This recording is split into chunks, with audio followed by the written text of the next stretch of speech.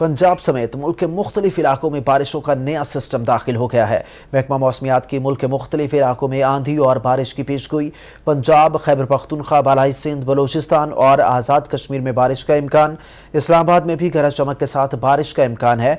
महकमा मौसमियात के मुताबिक बारिशों का यह सिलसिला 31 मई तक जारी रहने का इम्कान है। भक्कर, मियांवाली, डीजी खान, मुल्तान, सरगोधा, जोहराबाद, खुशाब में बारिश का इम्कान है, जबकि बहावलपुर, बहावल नगर, रहीम यार खान, फैसलाबाद, साहिवाल, लाहौर, गुजरांवाला में भी बारिश का इम्कान है। गुजरात, सियालकोट और मरी में भी मूसलाधार बारिश का इम्कान जाहिर किया गया है महकमा मौसमियात की जानिब से। पंजाब समेत मुल्क के मुख्तलिफ इलाकों में बारिशों का नया सिस्टम दाखिल।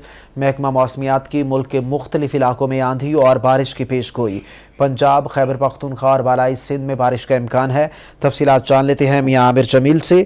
जी मियां आमिर जमील, कहिएगा कहाँ कहाँ बारिश बरसने के इम्कानात हैं?